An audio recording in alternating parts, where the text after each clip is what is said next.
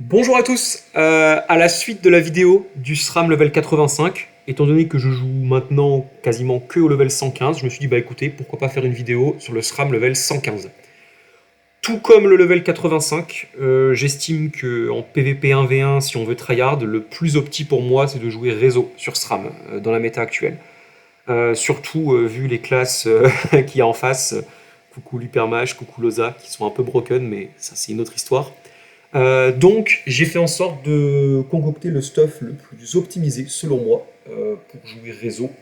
Alors, la Forge Magie, on peut toujours faire mieux. J'ai des jets qui sont vraiment pas trop mal, mais on peut toujours faire mieux. Par contre, sur le stuff en soi, qui peut bien sûr être un petit peu adapté selon les match-up, notamment j'ai les trophées initiatives qui sont là, je vous en reparlerai si on tombe contre un Hyper Mage.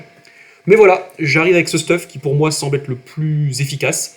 Je joue en Musha, alors ça peut vous surprendre, level 115, mais la Musha est extrêmement forte. Elle vous enlève des critiques, vous avez moins 40% de crit avec le bonus de panneau. Mais bon, vu que vous jouez réseau, vous n'avez un petit peu rien à faire des coups critiques.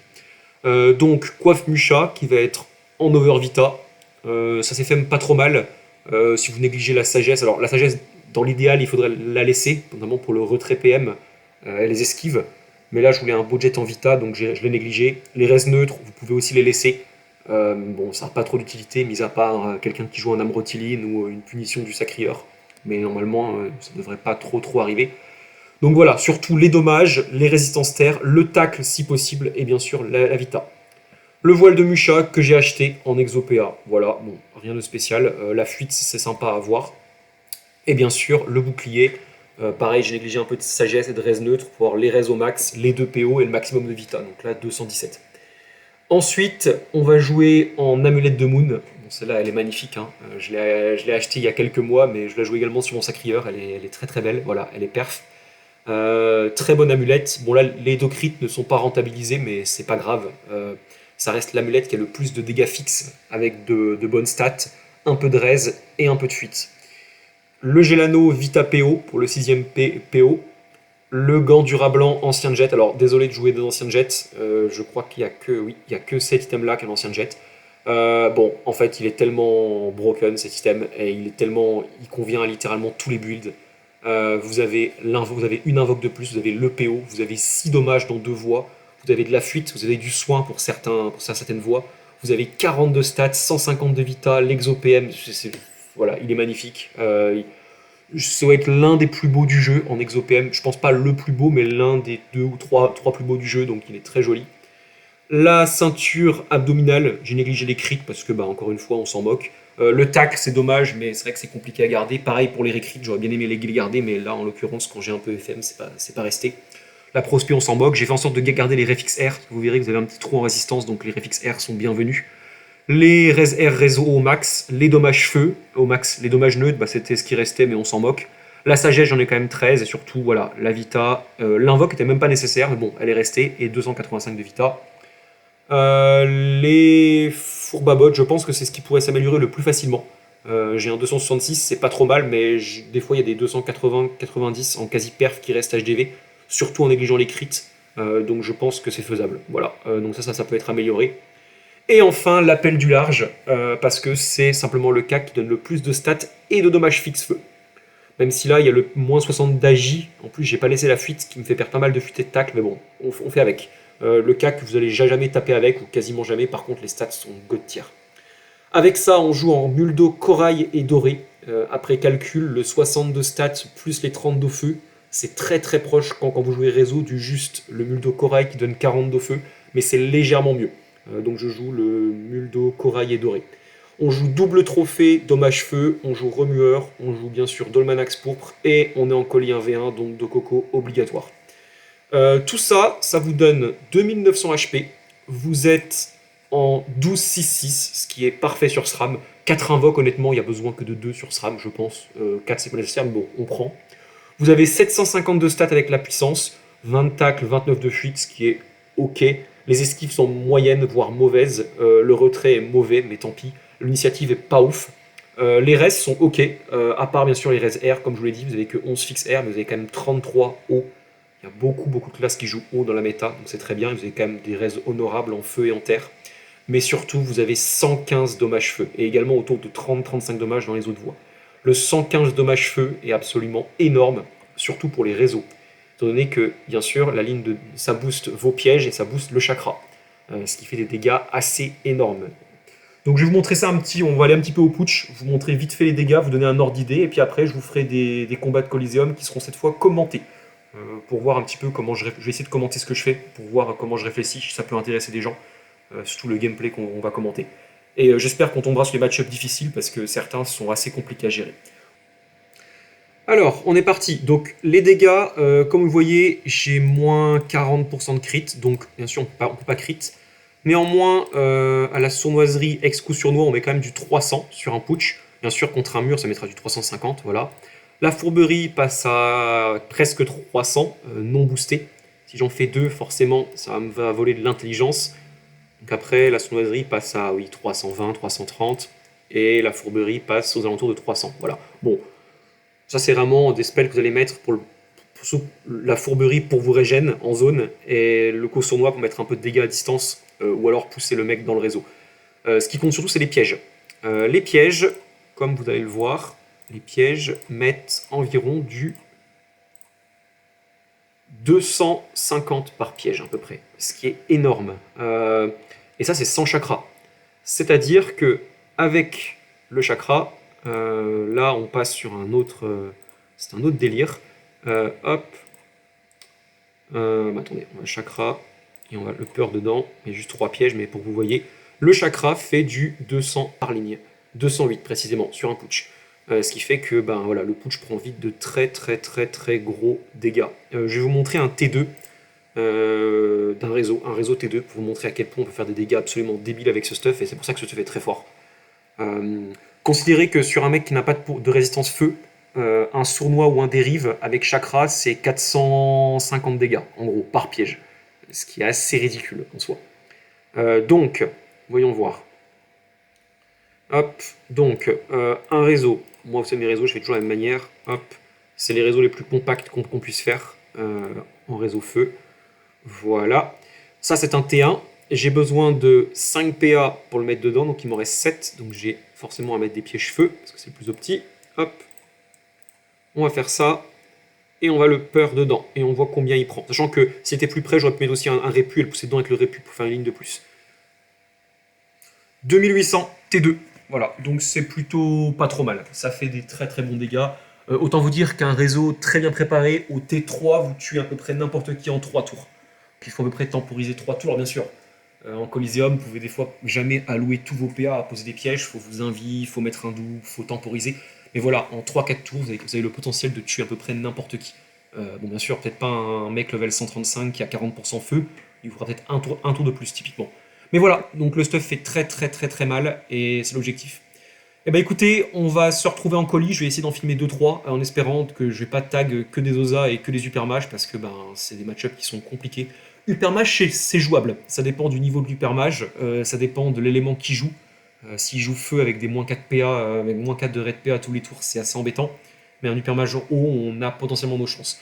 Un Osamoda, je pourrais vous en filmer un si vous voulez, mais c'est pas intéressant. La classe est complètement broken, ça sert à rien. J'ai tenté de jouer un peu Brume, ça a donné quelques petits résultats, Brume plus Dérobade, mais vraiment c'est ingagnable. Si le joueur allume son cerveau, c'est pratiquement ingagnable. Donc là, on tombe contre un roublard. Oh, c'est pas fréquent.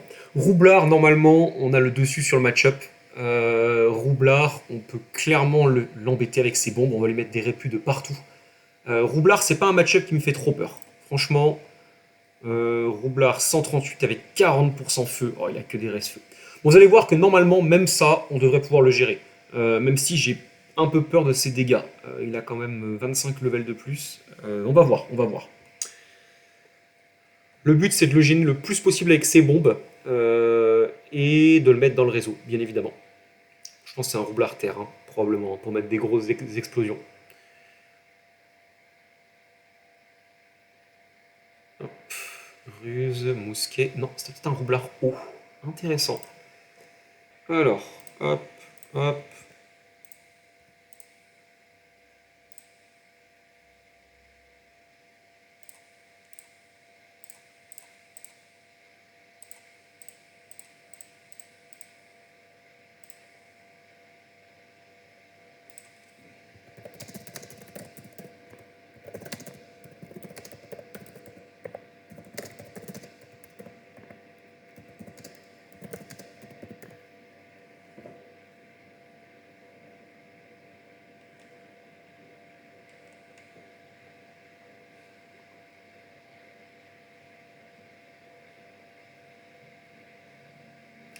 Alors, donc là, je pense qu'il essaye de chercher le réseau avec son chaffeur.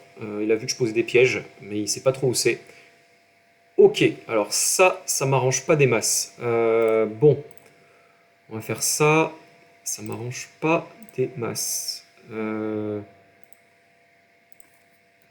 Hop, on va devoir se dérobade. La dérobade contre Roublard, c'est très fort, hein, parce que dès que vous rentrez dans le mur, ça vous fait globalement sortir du mur. Tuc, tuc, tuc. Alors, et là, on va essayer de se barrer. Hop.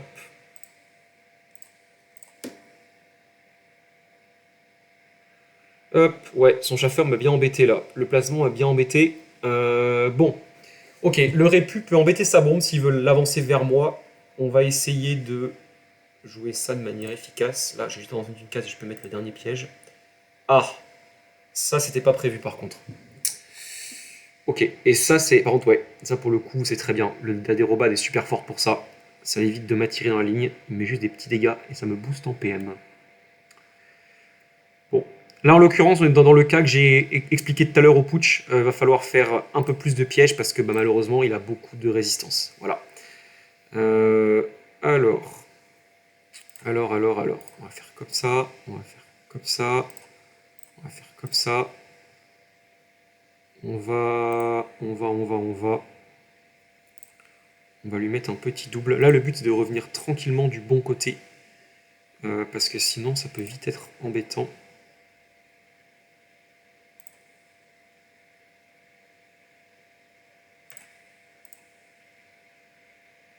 Hop. Allez, on va tenter de l'embêter. Le but, c'est de l'embêter avec des pièges. Donc là, c'est ce qu'on fait. C'est de lui casser ses bombes.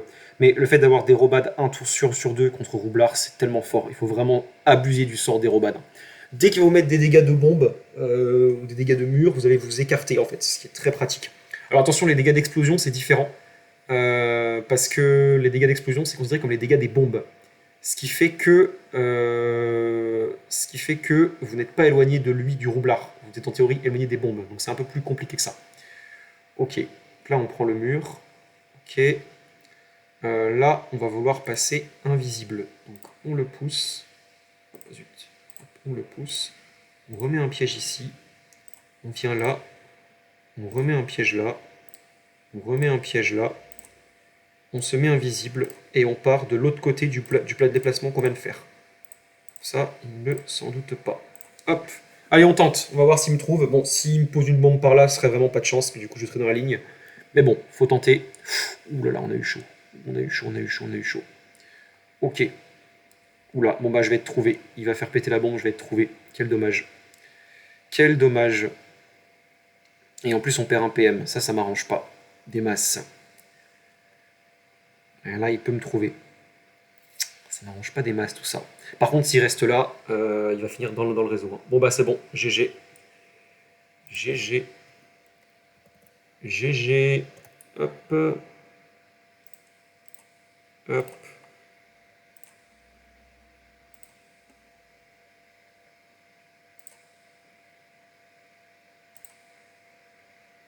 Hop. Alors.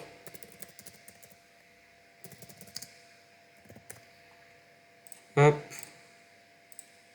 Et hop. Et voilà, c'est réglé. Bon, ben voilà, petit roublard qui a pas posé trop de problèmes, c'était prévu.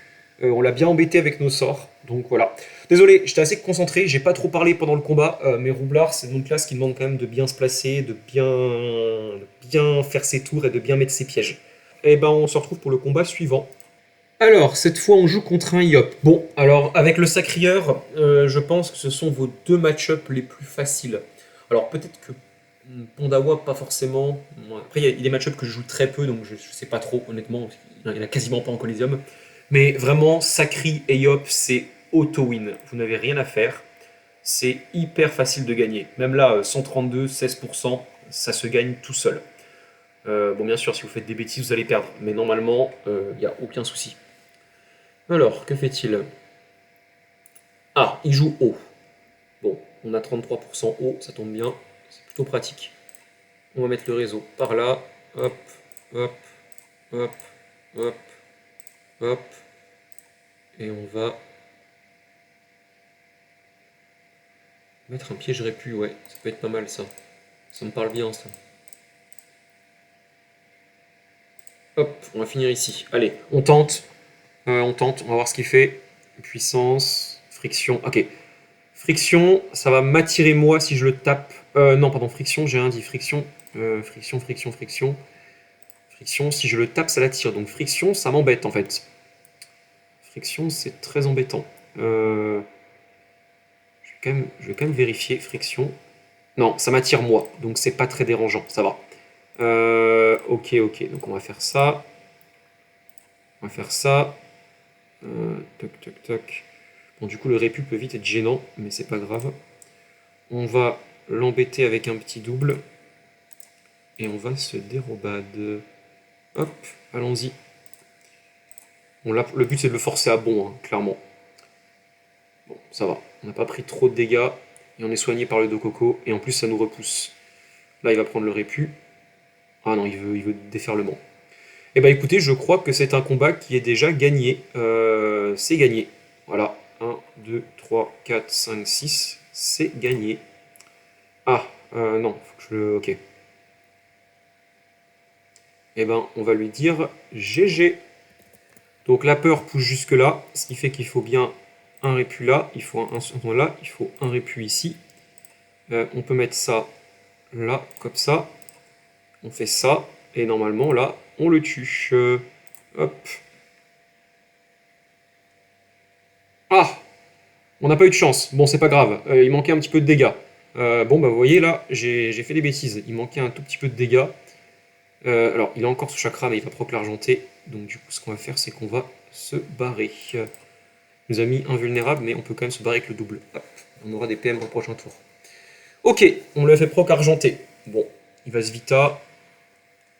Bon, là, clairement, on va essayer de le finir à l'ancienne, il n'y a pas de souci. On va refaire un petit réseau. Et on le pousse dedans avec 3 pièges, même sans chakra, ça devrait faire le taf. Aucun souci. Là, on va faire ça. Forcer à bon. Comme d'hab, on va partir là où il s'y attend pas. Hop, allons-y. Ok. On a pris des dégâts quand même là. On a pris des petits dégâts. Donc, il se met du bouclier. Ok, ok, ok, ok. On va mettre ça comme ça. Mettre un petit piège comme ça. On a chakra au prochain tour. On le pousse vers là pour lui faire croire qu'il n'y a pas de réseau. Et on va partir par là. Hop. Parfait. Donc là, il va vouloir venir. Voilà, sachant que bien sûr, on a la dérobade, donc on va pouvoir passer juste ici et le mettre dans le réseau avec chakra. Voilà, et le combat est gagné. Hop, donc classique. Vous voyez, ça c'est l'importance du placement. Si j'étais parti en arrière, il serait venu ici et je n'aurais pas pu le mettre dans le réseau. D'où l'intérêt de mettre ici, en sachant bien sûr qu'il ne pouvait pas me tuer. Donc là, je passe là, je le chakra. On voit que la peur, elle emmène jusque là. Donc on peut mettre ça comme ça. On a nombre de PA, on fait ça, on peur, et c'est GG. Et le combat est fini. Hop. Bon, on vient de perdre contre un Feka. J'ai pas.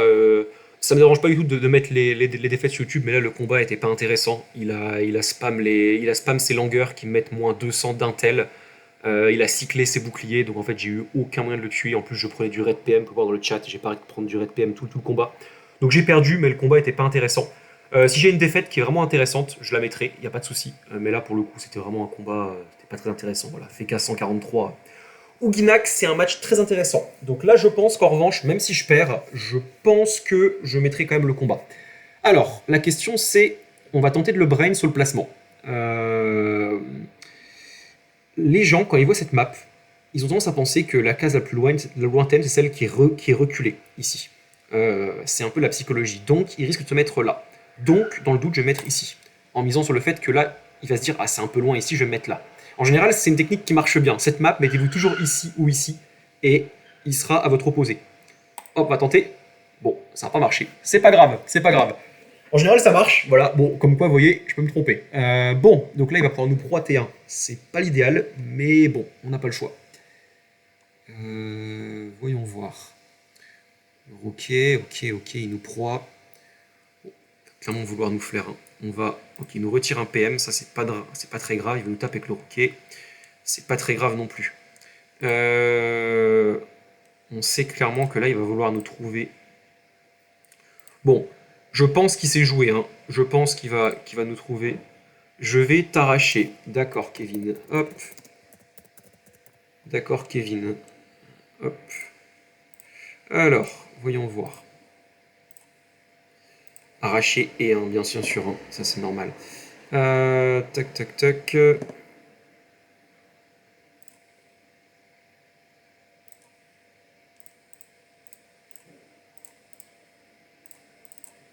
Hop.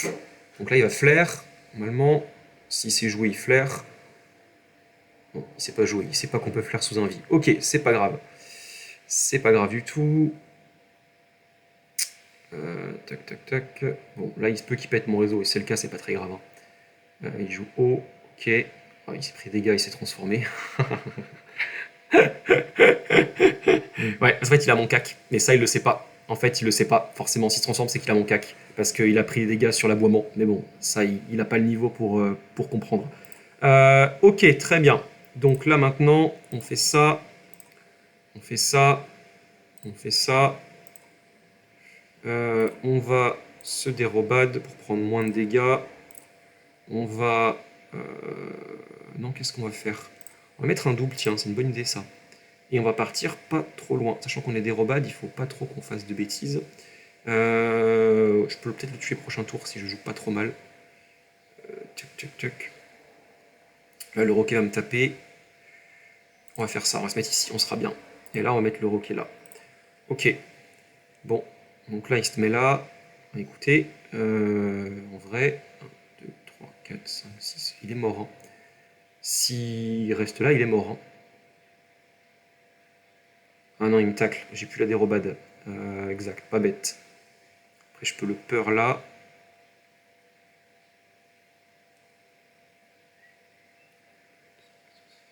On n'est pas trop mal, hein, là. On n'est pas trop mal. Là, on fait ça. On fait ça. On fait ça. On fait ça. On fait ça. On fait tout le tour. Et on dit GG Kevin. Hop. Bisous. Et Kevin, il va aller faire de beaux rêves. Hop. Voilà. Oh, il a chaté Kevin. C'est pas grave. Allez.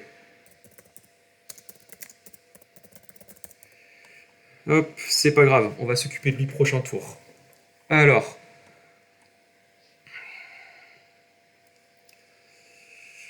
Il manquait un petit piège. Bon. Dommage, si j'avais moins de 3K, j'aurais peut-être un coup sournois au lieu d'une peur et ça aurait fait les dégâts qui manquaient. Bon, là, il n'y a aucun moyen. Il est mort en tous les cas, hein. Il n'y a aucun moyen de se protéger. Il peut s'apaisement, mais il est quand même mort.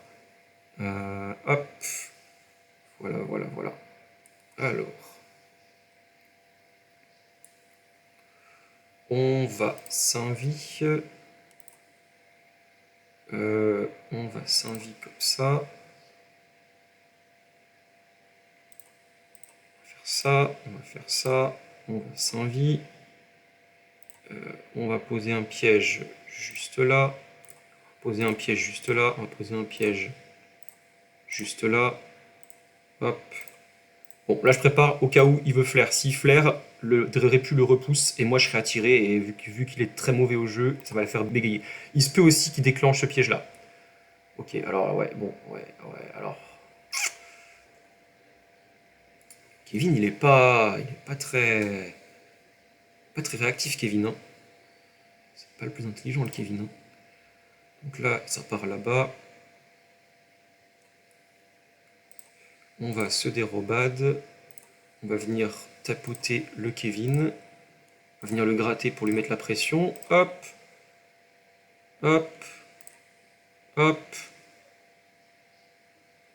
Kevin, il va vouloir me flair. Donc là, s'il me flaire Kevin, et ben Kevin il est mort. Voilà. Ah non, pardon, de Coco. Autant pour moi, de Coco Kawat. Donc il est pas mort, Kevin. Ok, d'accord. Hop, ok, d'accord. Jusque-là, très bien. Que fait-il, Kevin? Que fait Kevin? Kevin me met des petits dégâts. Ok, c'est pas bien grave. Kevin se met du bouclier. D'accord. Bon, écoutez, rien de bien dramatique, hein. Le roquet me tacle. Son roquet est embêtant. Hop, voilà. Alors, qu'est-ce qu'on va faire? Kevin, on va lui mettre des dégâts. Hop. Kevin, on va lui mettre des gros dégâts. Et Kevin, normalement, il peut pas nous tuer. Il va vouloir flair. Tac, tac, tac. Donc là, on fait ça. On met un double pour l'enquiquiner. Et on va se cacher, vous savez quoi? Hop. On a tout notre temps. Hop. Même si nous flair, il nous tue pas, hein, donc y a pas de souci. Voilà, 9 PA. Et là, Kevin a signé son arrêt de mort. Son roquet n'est pas mort. Hop. Au Samoil, au Samoil. Il peut nous mettre son petit cubitus. Et Kevin, ce sera la fin. Il n'a plus rien. Bon, il sera bien défendu, parce qu'il aura couru. Et c'est exactement ce qu'il fallait faire. Mais là, c'est la fin. Alors.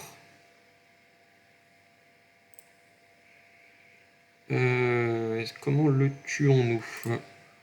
Comme ça, on va faire comme ça. Et on va faire GG Kevin. Hop. Et c'est finito. Tout le monde descend. Voilà. Hop. Bon, bah écoutez, franchement, le combat s'est éternisé parce qu'il manquait un tout petit peu de dégâts sur le réseau. Il manquait 79 dégâts sur le réseau. Mais sinon, ben voilà, ça aurait été fini au bout de 3 tours, littéralement. Voilà, allez, je vais filmer un petit dernier match. Victoire ou défaite, si c'est intéressant, je le mettrai. Là, pour l'instant, j'ai filmé 3 victoires. Peut-être quand même vous montrer une défaite, voilà, histoire de voir. Je gagne pas tous mes combats, hein, vous voyez, je vous montre quand même, parce que, histoire que vous dites, j'en suis à 30 sur 41, sachant que sur les 11 défaites, globalement, il y a des OSA, quelques OSA, surtout des super matchs qui me posent problème, des FK qui me posent problème. Bon, tous les sacris, je les ai gagnés. Tous les Yob, je les ai gagnés. Oui, j'ai dû perdre contre un Nuginak qui jouait très bien. Kra, j'ai fait 2 défaites contre des Kra aussi. Donc voilà. Mais bon, globalement, Feka, excusez-moi, Yob, Sacrieur, il n'y a aucun souci. Uginak, ça se passe plutôt bien, surtout quand ils sont pas très bons comme le dernier qu'on vient d'affronter. Globalement, il n'y a pas trop de problème. Voilà. Allez, on repart pour un dernier match. Et cette fois, on tombe sur un Feka. Alors peut-être que c'est le même que j'ai tag il y a quelques combats. Bon, dans tous les cas, ça va être compliqué. Feka, c'est pas le match-up qu'on aime, quoi. Ouais, c'est le même Feka. Hop, bon, on va mettre la même chose. Allez hop, let's go. On va faire ce qu'on peut. On va faire ce qu'on peut. Ça va être très compliqué. Dans tous les cas, ça va être très compliqué. Là, il peut pas me toucher. Ok. Hop.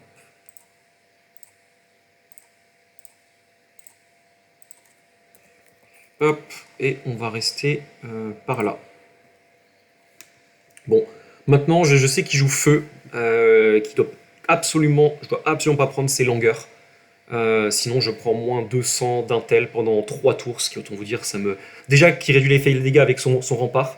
D'ailleurs, je comprends pas pourquoi il joue rempart et qu'il joue pas fortification. En 1v1, faut absolument pas jouer rempart. Sauf s'il y a une différence sur la relance et la durée. Là, pour le coup, peut-être qu'il y a eu des modifications et que je suis pas au courant. Auquel cas, peut-être que j'ai des bêtises. Mais de mémoire, c'est pas une bonne idée de mémoire, hein. Hop. Là, je fais genre, je mets des pièges sur lui, alors qu'en fait, je mets pas du tout sur lui des pièges. Tac, tac, tac. Il va pouvoir transhumance, donc on va mettre des pièges répulsifs un peu partout pour l'enquiquiner. Hop. Et on revient ici. Bon, là, je pense qu'il peut quand même me mettre ses langueurs, malheureusement. J'aurais peut-être pu me mettre invisible. J'ai peut-être pas mal joué. Ouais. Non, il va vouloir s'avancer. Et il reprend un répus. Voilà. Après, il peut renfort et mettre une langueur. Ok, non, il se bastion. Ok, très intéressant. Donc là, en l'occurrence, l'idée c'est, je pousse la lanterne, je me mets invisible et je fais ma vie. Voilà, on fait ça, on fait ça, on fait ça, hop, on fait ça. Bon, il y a des chances qu'il nous trouve, hein. Honnêtement, c'est quand même probable que je sois allé près de lui. Il y a des chances qu'il nous trouve. Ok, intéressant. Donc là, il ne trouve pas. Ah, par contre, tenter des sorts monocycles sur un SRAM qui est invisible, voilà, ça c'est plus intelligent. Il ne nous a pas trouvé. Ok, intéressant.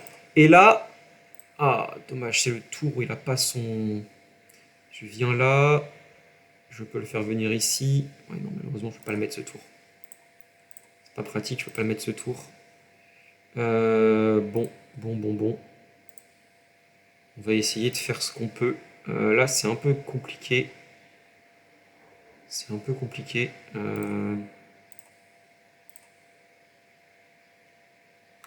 On va essayer de boucher le passage et on va venir ici pour l'embêter. Voilà. Je mets le double ici pour boucher le passage, que ça le force à passer par là et à prendre le répu. Bon, il remet son rempart, donc là, on va éviter de le mettre dedans pendant les 3 prochains tours. Ça dure 3 tours ou 2 tours 2 tours, pardon, 2 tours. Ok. Par contre, le double va peut-être nous embêter. Ouais, le double peut nous embêter là, parce que on va se faire transposer avec le double. Hum, hum. Ok. Alors, est-ce qu'on peut faire ça? On tue tout juste. Parfait.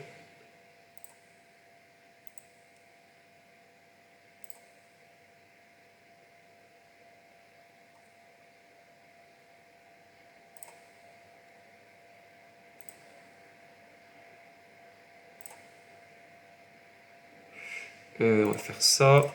On va faire ça. Hop. Ah bah oui, forcément, je bloque le passage. Quel idiot. En plus, j'ai mal positionné le sournois. Bon, bref, ce tour est à oublier. C'était pas un tour génial. Je vais me mettre là, ce qui va le forcer à transhumance s'il l'a déjà. L'a-t-il? C'est toute la question. Bon, on souhaite vraiment ne pas prendre de langueur ce tour. Mais là, en théorie, s'il a sa transhumance, je vais prendre des langueurs. Ok, ça me va. Ça me va moins. Donc là, je prends double langueur. Et ça, c'est pas cool. Léthargie langueur. Ok, j'ai pris qu'une seule langueur. Honnêtement, je prends. C'est une très bonne nouvelle. J'ai réussi à éviter la plupart des dégâts. Et prochain tour, il n'a plus de rempart. Donc il faut absolument qu'on le mette dans le glyphe, dans le piège. Prochain tour. Là, c'est une question de vie ou de mort. Toc. On sort comme ça. Hop.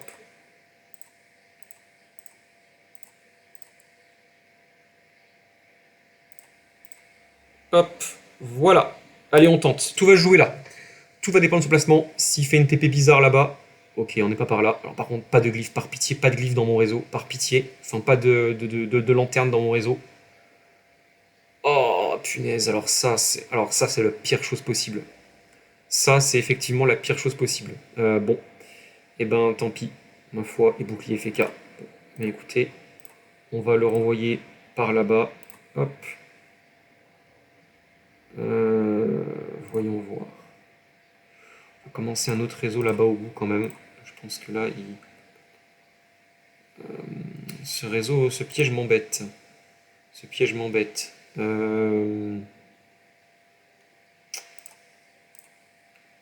c'est vraiment pas cool.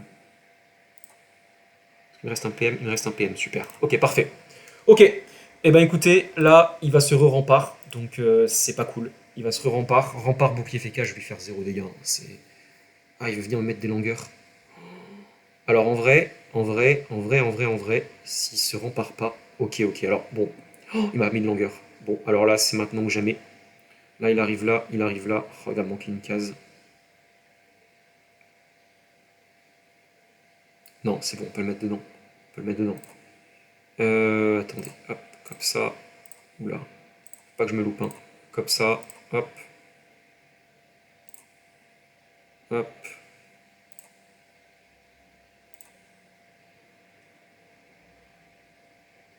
Oh, ça passe pas.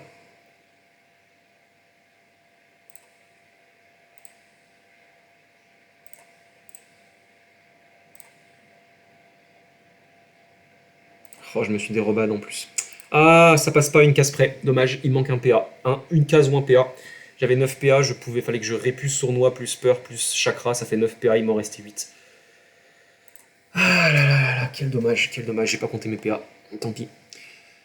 Bon, bah là forcément, ouais, là forcément c'est compliqué, hein. Là, ça va être tendu du cul, comme on dit. Bon.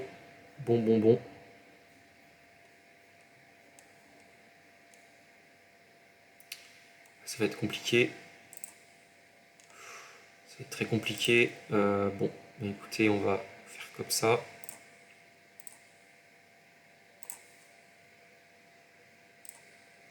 On va s'invie. On va pousser le SRAM dedans. Bon, il sait où je suis avec l'invie. Normalement, hop. Hop, voilà. Il sait où je suis. On va voir s'il me tue ou pas. Tout va jouer là-dessus. Mais bon, il peut aussi se re-rempart là. Ça fait plusieurs tours qu'il n'a pas rempart. Alors, que fait-il? Quel choix fait-il? Ok. Il veut me tuer. On va voir si ça passe. Est-ce que ça passe? Est-ce que ça passe? Ça passe pas.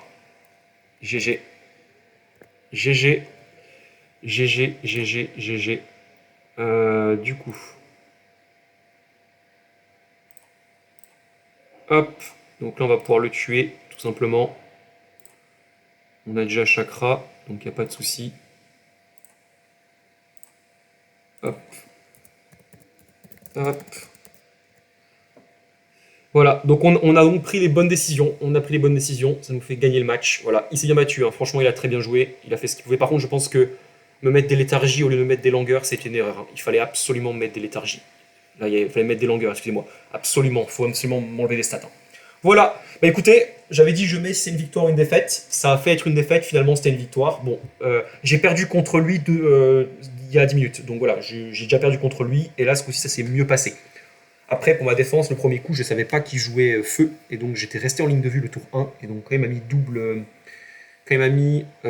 comment Quand il m'a mis 2 fois son sort qui retire des stats, sa langueur, au T1, ben, j'avais moins 200 de stats pendant 3 tours, ce qui était compliqué. On s'en est bien sorti, on a bien joué avec les lignes de vue, on a bien joué avec les pièges, on a bien joué. Là, c'est typiquement le genre de match-up où il faut non seulement gérer vos tours, parce que normalement sur 4 tours, vous avez une fenêtre de un seul tour où il a soit pas bastion, soit pas rempart. C'est-à-dire que vous pouvez le mettre dans le réseau. Donc vous pouvez le mettre dans le réseau un tour sur 4, s'il se place bien. Donc c'est à vous de bien vous placer pour provoquer le mauvais placement de son côté. Et en plus de ça, il faut gérer les lignes de vue pour éviter de se prendre des longueurs. Tout en faisant attention au retrait PM et compagnie. Donc c'est vraiment pas un match-up facile. Là, le combat a été très très compliqué. On s'en est bien sorti, ça s'est pas joué à grand chose, hein. On aurait très bien pu perdre. Sur ce, en tout cas, j'espère que voilà, cette petite compile vous aura plu. Bon, il y aura que des victoires. Prochaine fois, je vous mettrai peut-être des défaites, il n'y a pas de souci. Mais comme je vous l'ai dit, je perds, c'est pas la question. Voilà, j'espère que ça vous aura plu. Et puis, bah écoutez, bah, j'en ferai une petite vidéo à l'occasion. Voilà. Là, c'était mon plaisir de vous montrer un petit peu ce SRAM réseau. C'est pas facile à jouer, mais il n'y a pas beaucoup de concurrence dans la tranche en question. Vous voyez, là, on est 17ème de la tranche de level 1. Mais si on parle des SRAM, bon, bah, on est premier et on a plus de 100 points de cote avec le deuxième. Donc là, il n'y a pas beaucoup de concurrence en SRAM. On est le premier SRAM sans aucun souci. Après, je pense que peut-être que les autres joueurs n'ont pas compris que SRAM réseau était le seul SRAM qui était viable en top méta. Enfin, viable avec des guillemets, parce que encore une fois, contre Hypermage, Oza, c'est très compliqué. Mais en tout cas, le plus viable dans la méta. Voilà, bah écoutez, à la prochaine et au plaisir.